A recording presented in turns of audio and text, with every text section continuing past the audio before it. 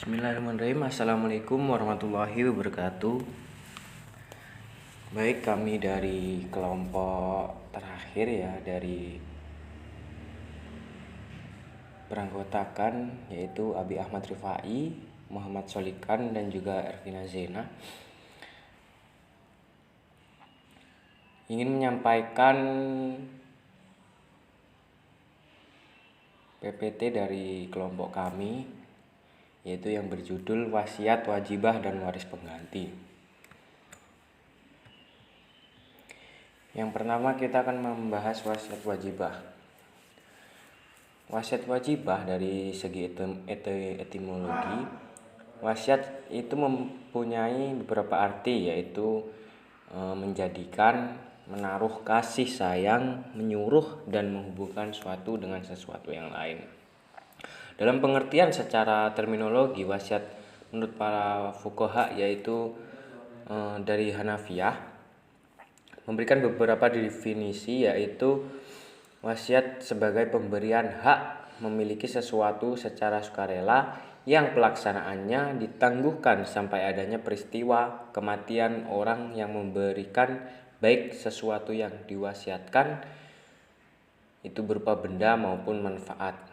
Itu dari Hanafiyah. Kemudian yaitu pengertian dari Malikiyah, Syafi'ah, dan Hanabilah. Dari fuqaha tersebut memberikan definisi wasiat yaitu sesuatu perkataan atau transaksi yang mengharuskan orang yang menerima wasiat berhak menerima sepertiga dari harta peninggalan si pewasiat setelah sepeninggalannya, atau yang mengharuskan penggantian hak sepertiga harta si pewasiat kepada si penerima wasiat. Sepeninggalnya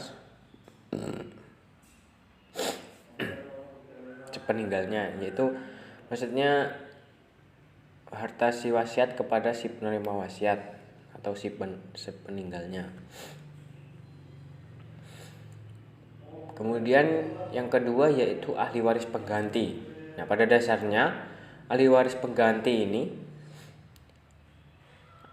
terjadi yaitu karena penggantian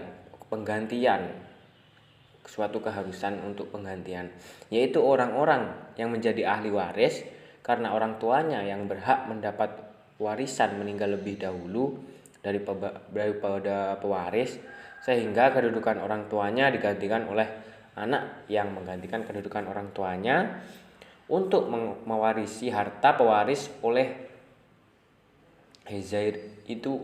Hezairin Mawali.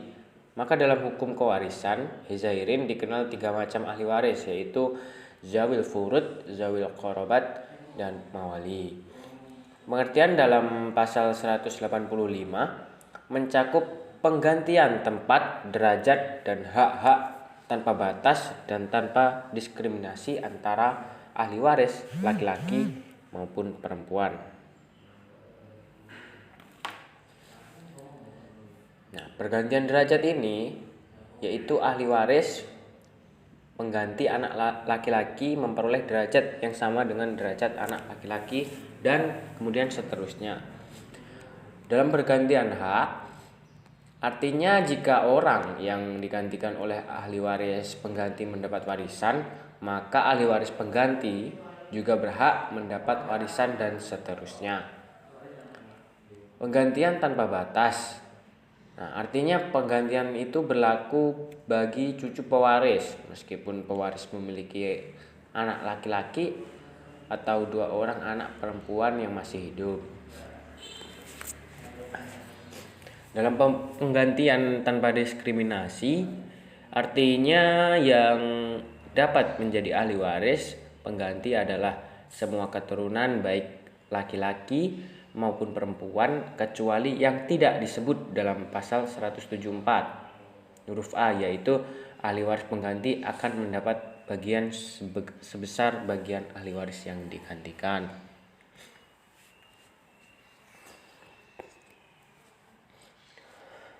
Nah, ketentuan wasiat wajibah dan waris pengganti. Menurut ulama Ibnu Hazm, yang diberikan kepada cucu yang orang tuanya meninggal terlebih dahulu sebelum mewaris, sebagaimana yang telah dijelaskan bahwasanya orang-orang yang mendapat wasiat wajibah itu adalah cucu orang tuanya yang telah meninggal mendahului atau bersama-sama dengan yang mewariskan. Nah, mereka diberi wasiat wajibah sebesar bagian orang tuanya dengan ketentuan tidak boleh melebihi sepertiga harta peninggalan. Oleh karena itu, besar kecilnya bagian orang tuanya itu tergantung dengan sedikit atau banyaknya saudara orang tuanya yang pada mewarisi. Maka kemungkinan besar bagian orang tuanya yaitu 1/5, 1/4, 1/3 dan setengah harta peninggalan. Nah, hanya saja jika besarnya melebihi dari 1/3 harta peninggalan, maka kelebihannya itu dikembalikan kepada ahli waris.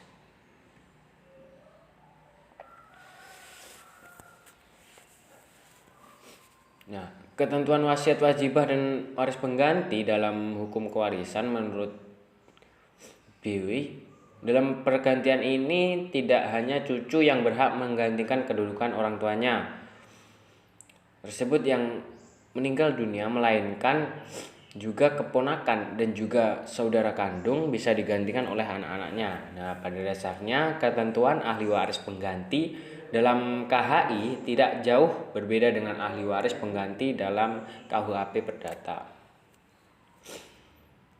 Dalam KHI, ahli waris pengganti hanya penggantian dalam garis lurus ke bawah, artinya hanya cucu yang bisa menggantikan orang tuanya, dan sedangkan dalam KUH Perdata tidak hanya penggantian dalam garis lurus ke bawah, melainkan juga pergantian dalam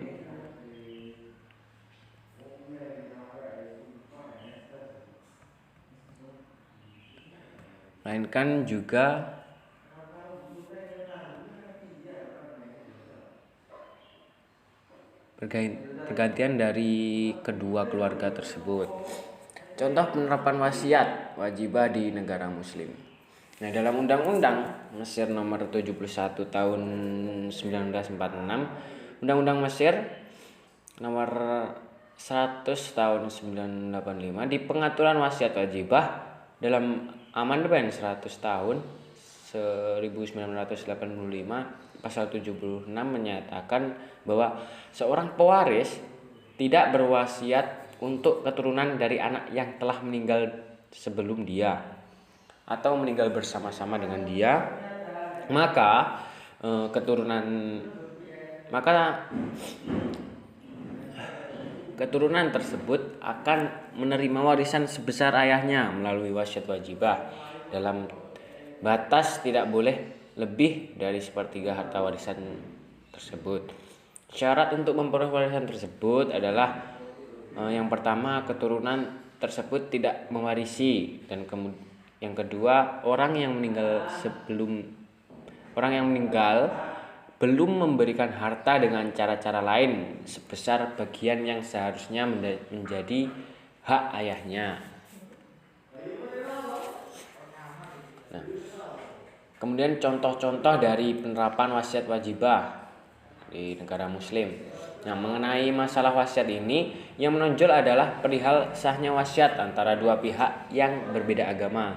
Nah, demikian pula dipandang sah wasiat yang dilakukan para pihak yang berkewarganegaraan berbeda.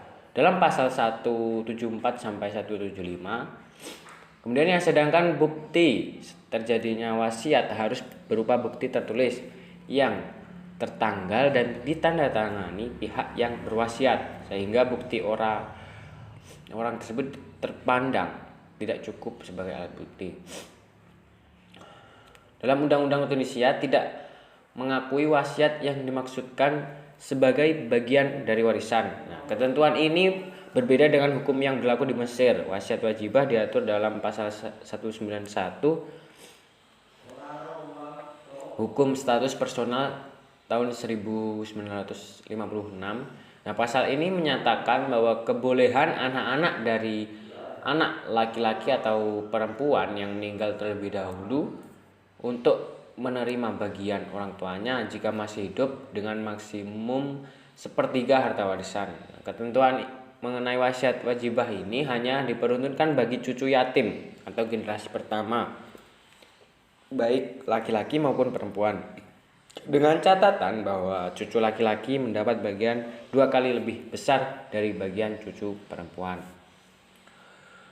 Mungkin cukup itu penjelasan dari kami.